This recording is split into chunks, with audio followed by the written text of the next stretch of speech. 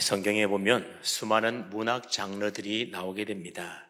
그래서 영웅담도 있고 서사시도 있고 소설, 시, 예언, 묵시, 웅변, 풍자, 또 기행문, 전기, 서신, 창가, 수필, 민담 여러 가지의 장르들이 참 다양하게 성경에 기록되어 있습니다. 오늘 본문은 바로 우화라고 하는 한 장르가 오늘 본문에 나옵니다. 여러분, 우화라고 하는 것은 동식물이나 아니면 사물을 사람처럼 의인화시켜서 사회를 풍자하거나 혹 도덕적인 교훈을 주기 위한 목적으로 만든 짧은 이야기를 가리켜서 우리는 우화다 그럽니다. 여러분, 우화 중에 유명한 우화가 있는데 우리들이 잘 알고 있는 이솝 우화가 있지 않습니까? 그래서 이솝 우화 가운데도 보면 참 재미나는 얘기들이 많이 있는데 그 가운데도 가장 유명한 이야기가 바로 개미와 배짱이 우화 이야기입니다. 햇살이 뜨거운 여름날 배짱이 한 마리가 시원한 나무 그늘 아래 앉아서 한가롭게 노래를 부르고 있었습니다. 같은 시간에 개미는 땀을 뻘뻘 흘려가면서 열심히 일을 했습니다. 열심히 일하는 개미를 보고 배짱이가 묻습니다. 아니, 이 더운 여름 날씨에 뭐 하려고 그렇게 열심히 일을 하니? 그냥 나와 같이 시원한 나무 그늘에 앉아서 노래나 함께 부르자, 그렇게 말합니다. 이때 개미는 이제 곧 추운 겨울이 올 텐데 그때를 대비하여 양식을 미리 잘 준비해 놓지 않으면 추운 겨울에 굶어 죽을 수도 있어서 열심히 일해야 된다, 그렇게 대답을 합니다. 그러자 배짱이는 그런 개미에게 빈정거리면서 이야기했습니다. 이 더운 날씨에 벌써 추운 겨울을 걱정하다니 참 미련하구나. 그런데 얼마 가지 않아서 뜨거운 여름이 지나가고 추운 겨울이 찾아왔습니다. 개미는 여름에 땀 흘려 준비한 양식 덕분에 따뜻한 집에서 아무런 걱정 없이 겨울을 보낼 수 있었습니다. 배짱이는 추운 겨울이 다가오게 되자 추위와 굶주림에 지쳐서 개미 집에 구걸을 하러 갑니다. 개미는 배짱이에게 음식을 내주면서 말했습니다. 배짱이야, 힘들어도 이처럼 미리미리 먹을 것을 잘 준비해 두어야 이 추운 겨울을 무사히 보낼 수 있단다, 그렇게 말을 했더니 그 말을 들었던 배짱이가 부끄러워서 얼굴이 빨개졌다, 그런 이야기의 내용입니다. 아마 여러분들도 잘 알고 있는 내용일 겁니다.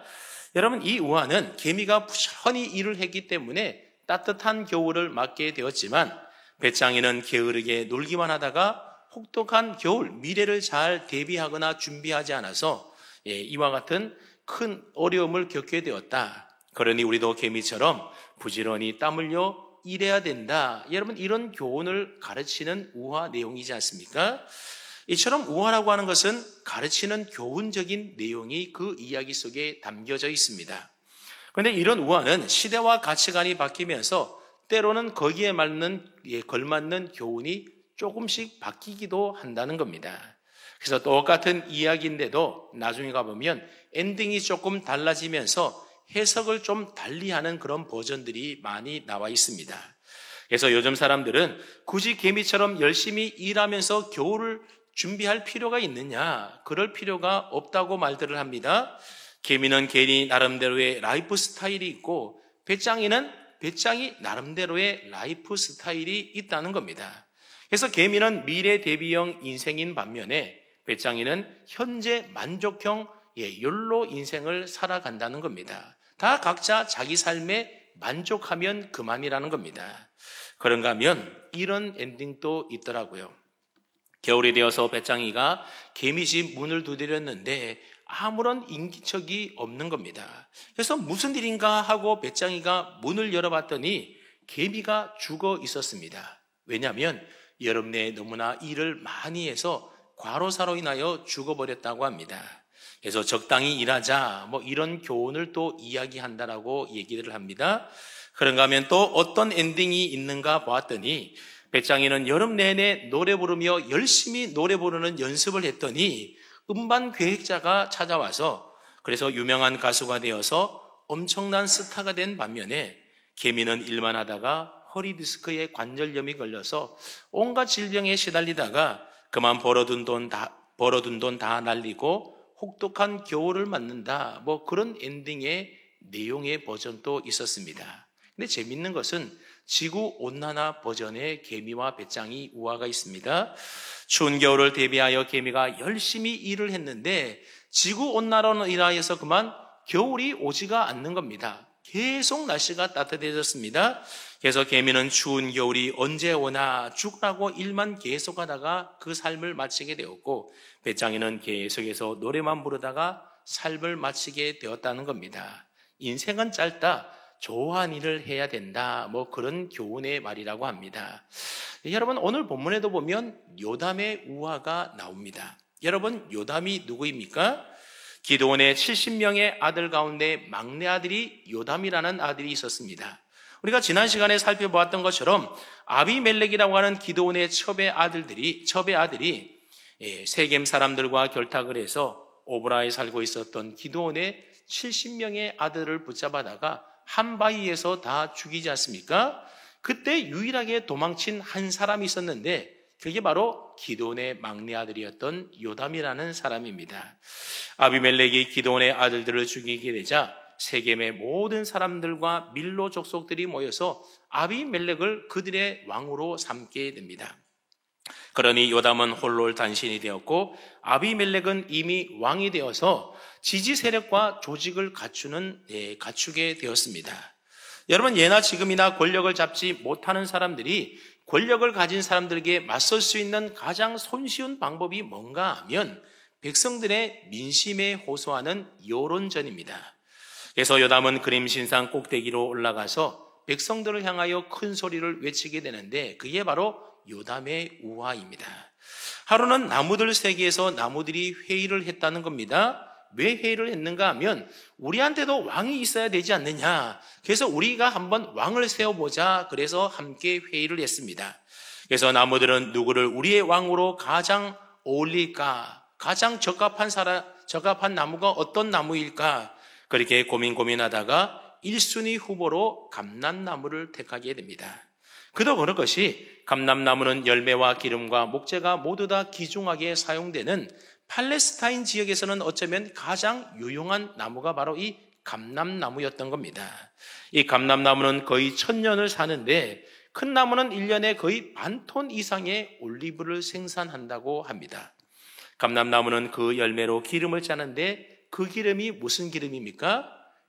올리브 기름입니다. 엑스트라 버진 여러분 아시죠?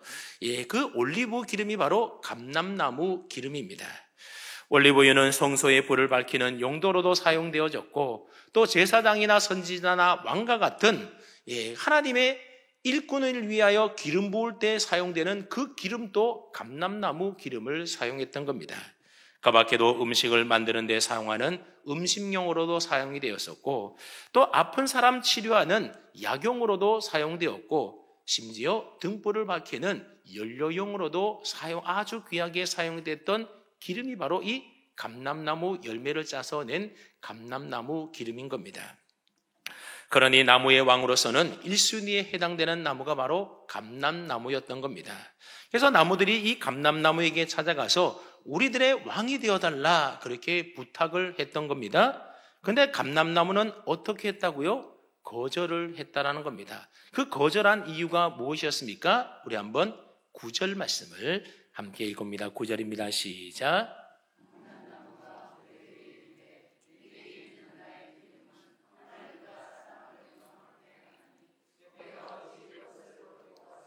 나무들 위에 우쭐대리요 한지라.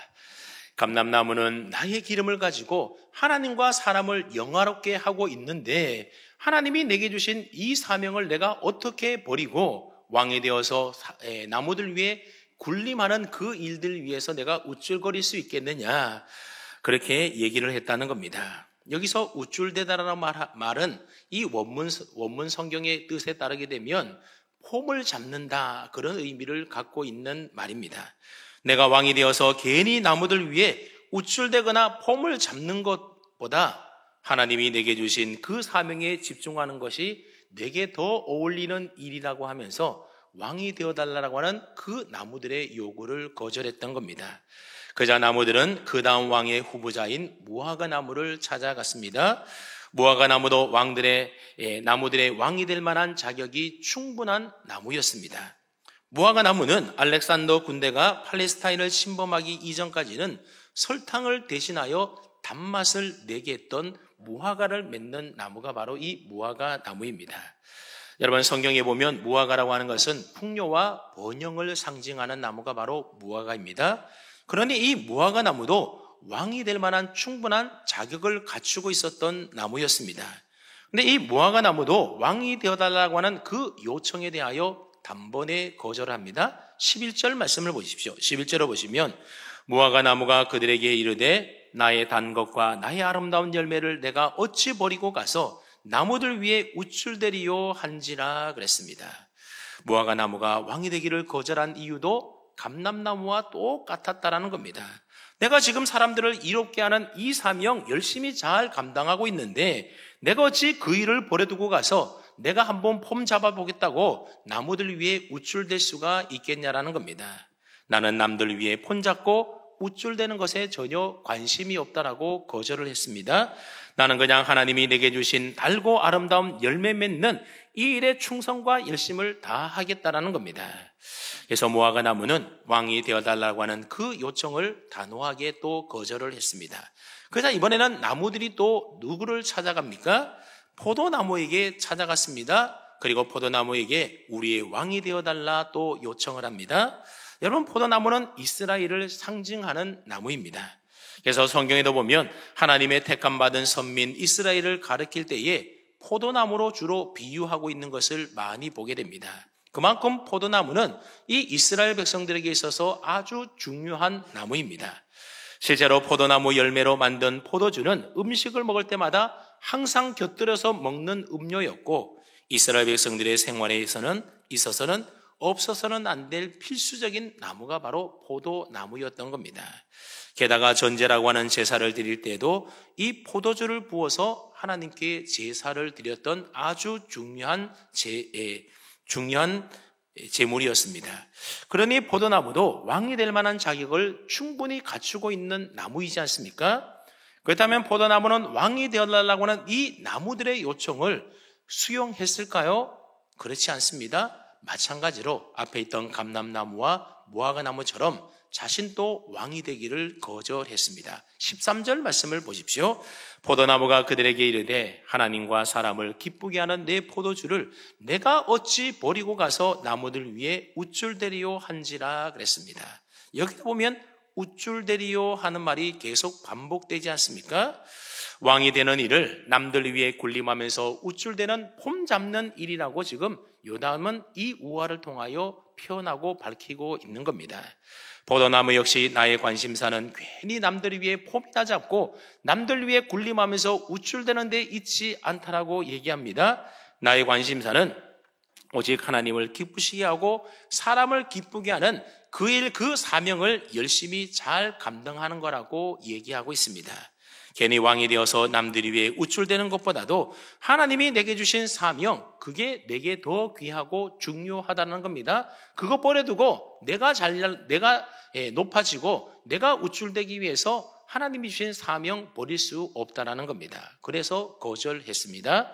그자 급기야 나무들은 누구를 찾아갑니까? 가시나무에게 찾아갔습니다.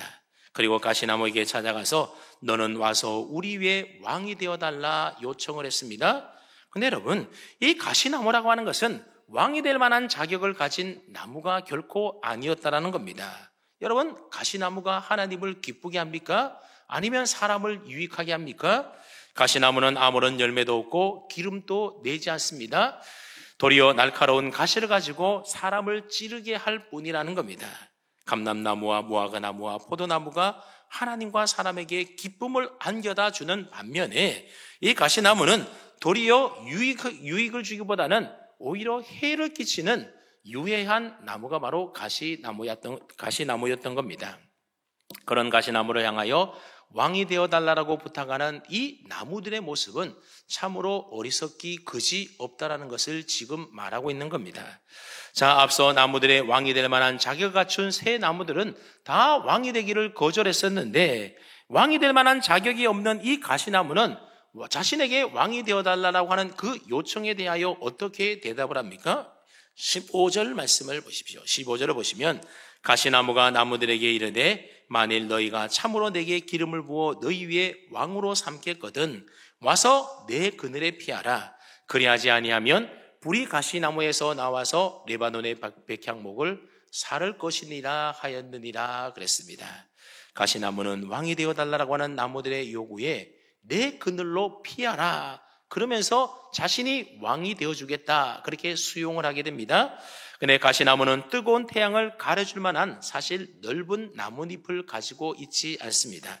그저 작은 잎과 뾰족한 가시가 전부인 겁니다. 근데 가시나무는 자기 분수도 주제 파악도 못한 채 자기 그늘로 피하라 그렇게 말을 합니다. 그늘도 없으면서 자기 그늘로 피하라고 하는 겁니다. 만약 그 말대로 가시나무 아래로 피한다면 어떻게 되겠습니까?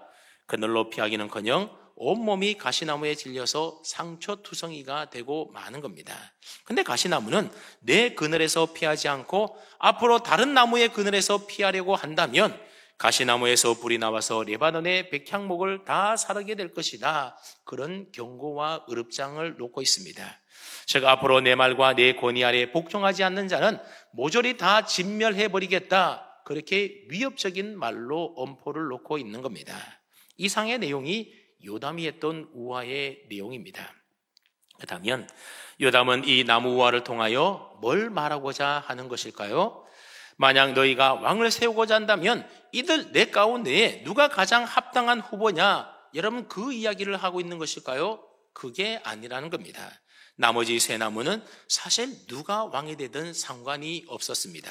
다만 가시나무만큼은 절대로 왕이 되어서는 안 될 인물이라는 것을 이 이야기를 통하여 하고 있는 겁니다.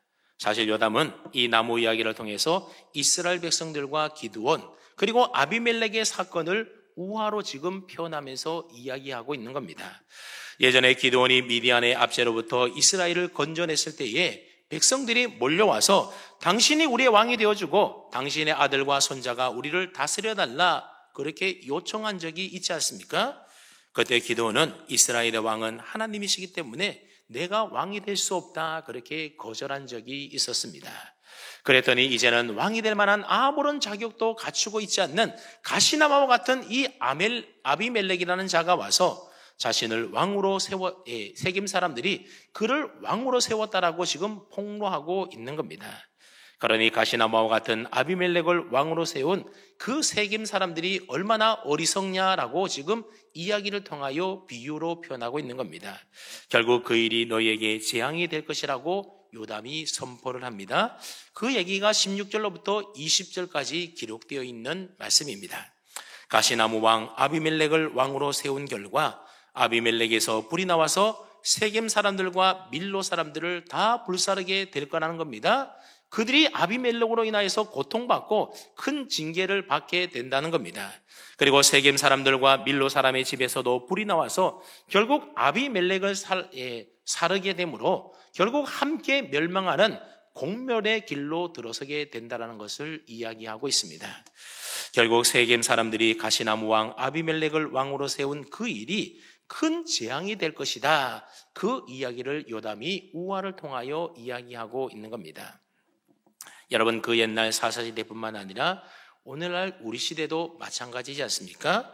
바른 기준을 가지고 바른 지도자를 세우지 못하고 가시나무와 같은 자를 지도자로 세우게 되면 결국 그 일이 우리에게 큰 재앙이 되어서 어려운 일로 돌아오게 되는 것입니다. 우리는 왜 이렇게 지도자 복이 없는 것일까? 그런 탄식을 우리가 하기 전에 가시나무와 같은 지도자를 잘못 세운 우리의 책임도 한번 생각해 봐야 하는 것 아니겠습니까? 애당초 가시나무는 왕이 될 만한 나무가 아니었던 겁니다. 열매도 없고 기름도 없고 실만한 그늘도 없고 오직 아프게 찌르는 가시밖에 없는 나무가 가시나무이지 않습니까? 요즘으로 치자면 아예 인격도 성품도 모자라고 실력과 능력도 부족하고 오로지 남 위에 올라서서 폼잡고 우쭐대려는 사람, 자기 마음에 들지 않으면 아랫사람에게 성질을 뭐같이 부리는 사람, 여러분 그런 사람은 애당초 지도자가 될 만한 그릇이 되지 못하는 사람들인 겁니다. 그러니 나무들이 감람나무나 무화과나무나 포도나무처럼 왕이 될 만한 자격을 가진 좋은 훌륭한 나무가 왕이 되기를 거절했을 때에 그들이 어떻게 해야 됩니까? 삼고초려해야 하지 않았겠습니까? 삼고초려가 안 된다면 사고초려, 오고초려라도 해서라도 제발 우리의 왕이 좀 되어달라고 다시 한번 부탁을 하고 사정하고 매달려야 했던 겁니다. 근데 한번 물어보고 거절한다고 해서 대뜸 포기해버리지 않습니까? 이 나무가 안 되면 저 나무에게 부탁하면 되지. 그러면서 어디 왕이 될 만한 나무가 그 나무 하나뿐이겠어? 그러다 보니 나중에는 정말로 부탁해서는 안 될, 세워서는 안 될 가시나무에게까지 가서 우리의 왕이 되어달라 그렇게 요청하는 일이 생겨났던 겁니다. 그러니 그 결과는 불을 보듯 뻔하지 않겠습니까? 여러분, 우리가 나란 일에 쓰임받는 지도자를 세울 때에 인간적인 냄새가 폴폴 나는 혈연과 지연과 학연을 앞세운 그런 지도자를 우리가 세우게 된다고 한다면 여러분, 그 결과는 뻔한 것입니다. 대통령이 재앙인 나라에 우리가 살게 될 것이고, 국회의원이 재앙인 된 나라에 살게 될 것이고, 시장이 재앙인 도시에서 우리가 살게 되는 것입니다. 그러니 우리가 얼마나 지도자를 잘 뽑고 잘 세워야 하는 것이겠습니까? 정말로 일꾼이 될 만한, 정말 왕이 될 만한 자격이 있는 사람, 지도자 자격이 될 만한 그런 사람을 뽑아야 되지, 그런 사람이 없다고 해서 아무나 막 세워놓으면 그 모든 재앙이 결국 내게로 돌아오게 된다는 겁니다. 여러분, 이것은 교회에서도 마찬가지입니다. 가시나무와 같은 지도자를 뽑아 세우면 교회 공동체의 일원들이 다 아프고 고통스럽고 힘든 재앙을 경험하게 되는 것입니다. 그 한 사람 지도자 잘못 세워놓으면 모든 교인들이 다 힘들고 아프고 고통스러워하게 되는 겁니다. 그러므로 가시나무와 같은 지도자를 세우지 않으려면 무엇보다도 그 지도자를 세울 때에 명확한 기준을 가지고 그 기준에 맞는 적합한 사람, 합당한 사람을 지도자로 세워가야 하는 겁니다. 그래야만 실수하지 않고 실패하지 않게 되는 겁니다. 그렇다면 오늘 보면 성경이 우리에게 제시해주고 있는 그 왕을 뽑는 기준이라는 것이 무엇이라고 말합니까? 오늘 본문에 보면 두 가지 기준을 우리에게 말해주고 있는데, 첫 번째 기준은 바로 진실함과 의로움이라는 겁니다. 우리 한번 16절 말씀을 읽어보는데, 과연 진실하고 의로우냐고까지 상반절만 함께 읽어봅니다. 시작.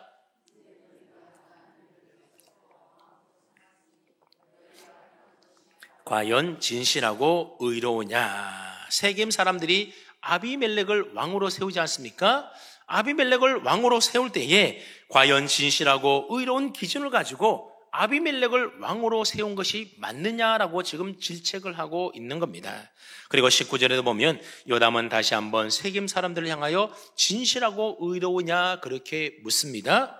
그러니까 우리가 지도자를 세울 때에 혈연이나 학연이나 지연이나 그 밖에 인간적인 생각을 앞세워서 지도자를 세우게 되면 이것은 올바른 기준이 될 수가 없다라는 겁니다.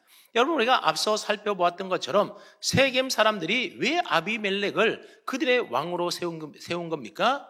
우리는 같은 혈육이고 골육이 아니냐. 다 인맥 그리고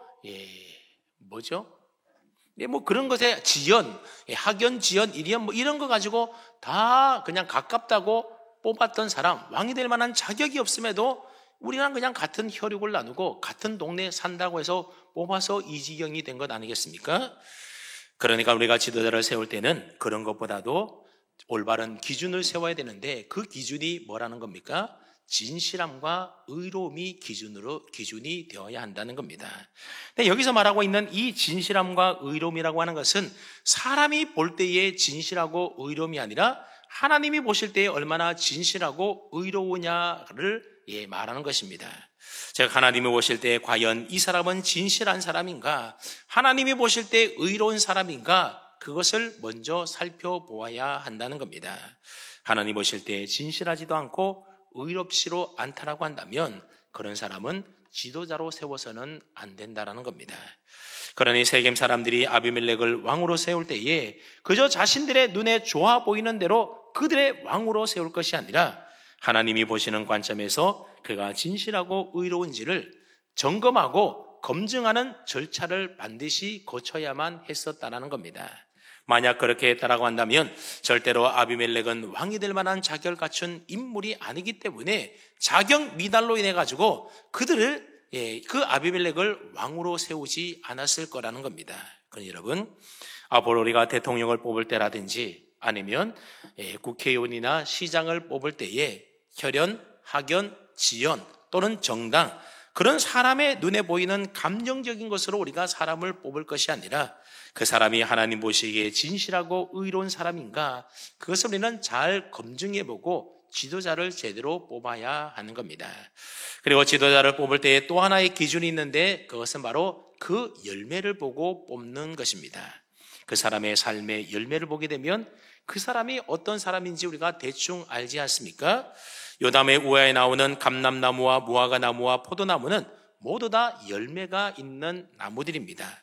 그들은 자기 열매를 가지고 하나님을 기쁘시게 하고 사람들에게 유익을 주는 나무들이었던 겁니다. 근데 가시나무는 아무런 열매도 없고 그저 찌르는 가시만 있지 않았습니까? 우화 속의 나무들이 이 가시를 보면서 그 열매가 있는지 없는지, 그 열매가 하나님과 사람을 기쁘게 하는지를 아마 잘 판단하고 고려하고 검증했다라고 한다면 가시나무는 왕의 대상에서 제외시켰을 겁니다. 그래서 가시나무에게 가서 우리의 왕이 되어달라 그런 부탁도 하지 않았을 겁니다. 실제로 세겜 사람들이 아비멜렉이라고 한 자가 찾아와서 혈연과 지연에 호소하면서 자기들의 왕이 될 수 있도록 도와달라고 요청했을 때에 세겜 사람들은 아비멜렉이 어떠한 사람인지 아무런 검증도 해보지 않았습니다. 그가 평소에 말하는 것이 어떠한지, 그의 성품은 어떠한지, 다른 사람과의 관계는 어떠한지, 하나님의 영광을 위하여 어떤 일을 하며 살고 있는지, 백성들을 정말로 위하고 사랑하는지, 그가 살아온 행적을 보면서 그 삶의 열매들로 그를 검증해 보아야 하는 것이 마땅하지 않습니까? 만약 세겜 사람들이 아비멜렉이 하나님 보실 때에 진실하고 의로운지 그 삶에 나타나는 말과 행실의 열매들을 제대로 잘 점검했었다면 하는 그런 아쉬움이 그래서 좀 남게 되는 겁니다.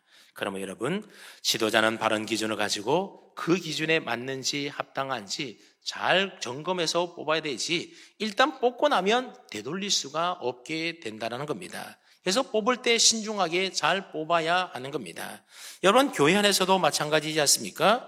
하나님의 일꾼들, 특별히 중직자들을 세울 때에 기준을 잘 정해서 그에 합당한 자를 뽑아서 교회 지도자로 세워야 하는 겁니다. 그렇지 않고 우리 같은 전도회니까, 우리 같은 구역 식구니까, 나랑 친한 사람이니까 여러분 그런 기준으로 뽑아서는 안 된다는 겁니다. 근데 가끔 보면 교회 신앙생활 오래 했으니 이 사람이 되어야 된다, 또는 이 사람 나이가 많아서 그 사람이 되어야 된다, 그렇게 뽑는 기준들을 많이 가지고 있는데 여러분, 그게 기준이 되어서는 안 된다는 겁니다.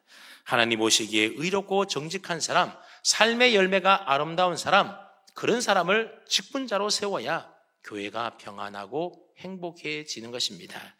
아직 구체적으로 정해진 것은 없는데 내년이 교회 창립 50주년이고 또 은퇴자들이 계속 생겨나서 아마 내년 봄쯤 해서는 항정직분자를 피택해서 내년 50주년 기념주일 때에 아마 항정직분자를 세워야 할 것 같은 그런 생각이 듭니다. 바라기는 그때 여러분 모두가 인간적인 생각을 다 내려놓고 정말 하나님 보시기에 어떠한 사람인지 그 삶의 열매를 잘 점검해서 그 기준 안에 드는 직분자들을 우리 교회가 잘 선택해서 그 사람들을 통하여 교회가 다시금 부흥하고 성장하고 하나님 기뻐하는 교회로 세워지기를 바랍니다. 한번 따라해 볼까요? 교회 지도자를 하나님의 기준대로 잘 세우면 교회가 평안하고 행복합니다. 그렇습니다. 교회 지도자를 하나님의 기준대로, 사람의 기준이 아니라 하나님이 원하시고 하나님 기뻐하는 그 기준대로 잘 선택하여 세우게 되면 교회가 평안하고 행복해지게 되는 겁니다. 이제 마지막으로 요담의 우화를 통하여 우리가 한 가지만 좀 더 생각해 볼 것은, 이 가시나무는 왜 자기가 왕이 되려고 했고 또 다른 나무들은 왜 그들이 왕이 되기를 거절했는지에 대해서 우리가 좀 생각을 해 볼 필요가 있습니다. 여러분, 가시나무도 그렇고 아비멜렉도 그렇고 그들은 왜 자기가 왕이 되려고 했습니까? 남들 위에 올라서서 지배하고 군림하면서 폼내고 우쭐거리기 위해서 그들은 왕이 되려고 했던 겁니다. 백성들의 유익을 위하여 이 한 몸 희생해 가면서 백성들을 위하여 봉사하며 헌신하겠다, 이런 생각은 아예 그들의 생각조차 없었던 겁니다. 오로지 자신을 높이고 자신을 드러내고 폼내고 자랑하기 위함이었던 겁니다. 여러분, 만약 이런 자가 왕이 되고 지도자가 되면 어떻게 되겠습니까? 자기를 위해 왕이 되려고 하기 때문에 그 동기와 목적에 따라서 남들 위에 올라서서 남을 지배하려고 하고 다스리려고 하고, 자기 마음에 들지 않으면 그야말로 가시나무에서 불이 나와가지고 백향목을 다 사른다라고 하는 것처럼 그렇게 보복하고 압제하는 그런 왕과 지도자가 된다라는 겁니다. 그래서 자기의 뜻에 조금이라도 거스르는 행동을 하면 자신의 지위와 권위와 권력을 사용해서 가시로 억압하고 찌르지 않겠습니까? 그러니 자기를 위하여 왕이 되고 지도자가 되려고 하는 사람은 절대로 왕이 되거나 지도자가 되어서는 안 되는 겁니다. 그러면 자기도 불행해지고 남들도 불행해지는 겁니다. 여러분, 요담의 우화에 나오는 다른 나무들을 한번 보십시오. 감람나무와 무화과나무와 포도나무의 경우에는 이들이 왜 왕이 되기를 거절했습니까? 왕이 되어서 폼잡고 우쭐대는 것보다도 자신의 열매를 가지고 하나님을 기쁘시게 하고 사람에게 유익을 주는 그 일을 더 가치 있고 보람된 일로 여겼기 때문에 그렇습니다. 하나님께서 내게 맡겨주신 사명을 감당하는 이 일만으로도 나는 충분히 만족하고 기쁘다라는 겁니다. 하나님 주신 만큼, 맡겨주신 사명만큼 최선을 다하는 그것으로 감사하는 삶을 그들은 살고 있었던 겁니다. 그러면 여러분, 세상적으로 성공하고 출세하고 높아지고 권력의 자리에 오르는 게 중요한 일이 아니라는 겁니다. 그게 우리 인생의 목표가 되어서는 안 된다는 겁니다. 그것보다 내 인생에 더 중요하고 훨씬 더 가치 있는 일이 무엇이라는 겁니까? 하나님께서 내게 맡겨주신 직분과 사명을 제대로 충성스럽게 잘 감당하여 하나님을 기쁘시게 하고 교회를 평안하게 하고 사람들에게 유익을 끼치는 삶이 훨씬 더 중요한 삶이라고 하는 겁니다. 미국의 백화점 왕인 존 워너 메이커라는 사람이 있는데 이분이 어느 날 백악관으로부터 부름을 받게 됩니다. 대통령은 그에게 최신부 장관직을 맡아줄 것을 요청했습니다. 실업가로서 화려하게 성공을 하고 장관직에 오른다라고 하는 것은 큰 영광이 아닐 수가 없었습니다. 그런데 그는 대통령으로부터 장관직 제안을 받고서 두 가지 조건을 제시합니다.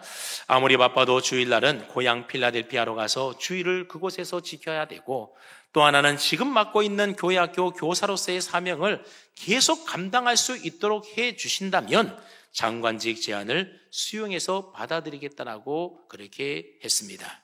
결국 대통령은 그 두 가지 조건을 들어주기로 약속한 후에야 그는 최신부 장관직을 허락했다고 합니다. 존 워너 메이커는 세상에서 높은 지위보다도 하나님이 자신에게 맡겨주신 교회학교 교사로서의 사명을 더 귀하게 여겼던 것입니다. 실존주의 철학자이자 신학자인 키에르 케고르는 그의 나이 22세 때의 일기장에 이렇게 써 놓았다고 합니다. 온 세상이 무너진다 해도 내가 꼭 붙들고 놓을 수 없는 이념, 내가 그것을 위하여 살고 그것을 위하여 죽을 수 있는 사명을 나는 찾아야 한다. 22세 때에 그 사명을 찾으려고 했다는 겁니다. 그런가 하면 스위스의 저명한 사상가인 칼 힐티는 그가 지은 저서인 잠 못 이루는 밤을 위하여라는 책에서 행복의 원천에 대하여 이런 말을 했습니다. 인생에 있어서 가장 행복한 날은 자신에게 주어진 사명을 발견한 날이다. 그런 유명한 말을 했습니다. 자신에게 주어진 사명, 여러분, 그것은 우리가 이 땅에 살아가는 우리의 존재와 이유와 또 삶의 목적을 가리키는 것 아니겠습니까? 오늘 여러분들은 그것을 위해서라면 내가 살고 죽을 수도 있는, 그래서 내가 살아가는 내 삶의 존재의 이유와 목적이 되는 그런 사명들을 여러분들은 다들 발견하셨습니까? 그런 사명 아직도 발견하지 못했다라고 한다면 우리의 믿음을 한번 잘 돌아보면서 점검해 볼 필요가 있습니다. 여러분들은 왜 살고 있습니까? 무엇 때문에 사십니까? 그냥 목숨이 붙어 있으니까 사는 건 아니지 않습니까? 그냥 어느 시인의 시기처럼 왜 사냥은 웃지요? 여러분, 그게 대답이어서는 곤란한 것 아닙니까? 성경은 우리 예수 믿는 사람은 밭에 감추인 보화를 발견한 자다, 그렇게 말씀하고 있습니다. 여러분, 그 보화가 무엇입니까? 그게 바로 천국이고 영생이고 예수님 안에 있는 구원입니다. 이것은 세상에 그 무엇으로도 살 수가 없고 바꿀 수도 없는 이 세상에 있어서 가장 귀하고 값진 보화가 바로 우리가 발견한 천국이요 예수님 안에 있는 구원과 생명이지 않습니까? 그래서 밭에 감추인 보화를 발견한 사람은 자기의 모든 소유를 다 팔아서 그 밭을 산다, 그 보화를 차지하게 된다. 성경은 그렇게 우리에게 가르쳐 줍니다. 오늘 예수 믿는 저와 여러분들 또한 천국의 보화를 발견한 자로서 내 모든 소유를 다 팔아서, 다시 말하면 천국과 영생을 위해서라면 내 인생 전부를 거기에 걸고 살아야 한다는 겁니다. 그와 더불어서 하나님의 나라와 영광을 위하여 하나님을 기쁘시게 하고 세상을 이롭게 하는 천국 백성으로 우리는 삶의 목적을 두고 거기에 우리의 인생을 걸고 살아야 하는 것입니다. 그리고 내게 맡겨주신 직분과 사명을 잘 감당하면서 살면 내 삶이 남들보다 더 화려하거나 뛰어나지 않고 그냥 평범해 보인다 할지라도 그것이 우리 인생을 가장 아름답고 귀하게 살아가는 삶이라는 것을 여러분 기억하십시오. 하버드 대학의 교수였던 헨리 나우엔 박사는 어려서부터 신동으로 불렸던 사람입니다. 그는 항상 최정상의 자리에 위치해 있었습니다. 그가 쓴 20여 권의 책은 모두가 다 베스트셀러입니다. 그래서 그는 많은 사람들로부터 사랑과 존경을 받았습니다. 그런데 어느 날 그런 나우엔 박사는 많은 보수와 명예를 보장해주는 하버드 대학의 교수직을 사임하고 다른 곳에 취업을 하게 됩니다. 사람들이 그가 새롭게 취업한 곳을 알고서는 다들 깜짝 놀라게 되었습니다. 왜냐하면 그가 새로 취업한 곳이 바로 데이브레이크라고 하는 정신지체아 보호시설이었기 때문에 그렇습니다. 그는 그곳에서 정신지체아들의 대소변을 받아내고 그들을 목욕시키는 일을 했습니다. 사람들이 그에게 왜 대학자가 대학에서 제자들을 가르치지 않고 엉뚱한 곳에서 이런 짓을 하고 있느냐 그렇게 물었습니다. 그때 나우엔 박사는 빙그레 웃으면서 이렇게 말을 했다고 합니다. 나는 그동안 성공과 인기라는 이름의 꼭대기를 향하여 오르막길을 늘 달려왔습니다. 그 오르막길의 끝은 삼각형의 꼭지점과 위험한 낭떠러지만 있는 곳이었습니다. 오르막길 정상에 서면 나밖에 보이질 않았습니다. 정상의 기쁨은 잠깐이고 외로움과 정상을 지키기 위하여 남들을 이겨내야 하는 경쟁심만 가득했었습니다. 그런데 어느 날 한 지체 장애인을 만나서 그와 대화를 나누고 그를 돌봐주는 가운데에 정상에서 느낄 수 없었던 행복과 보람을 느끼게 되었습니다. 그렇게 정상에서 일어나 아래로 내려오는 순간 그 내리막길에 본된 삶을 사신 예수님을 내가 만나게 됩니다. 나는 지체 장애인을 돌아보는 이 일을 내 사명으로 깨닫게 되자 이전에 내가 생활해왔던 그 어떤 때보다도 행복하고 보람을 느낍니다. 나는 지금 예수님을 만나고 그분을 닮아가고 있습니다. 그렇게 대답을 했다고 합니다. 사랑하는 성도 여러분, 높아지려는 자는 낮아지고 낮아지려는 자는 높아진다라고 하는 역설이 바로 성경의 가르침이고 진리이지 않습니까? 가시나무 왕 아비멜렉처럼 나 스스로 높아져서 남들 위해 폼잡고 우쭐거리려 하지 마시고 좋은 열매로 하나님과 사람을 기쁘시게 했던 감람나무와 무화과나무와 포도나무와 같은 자로 우리는 살아가야 할 것입니다.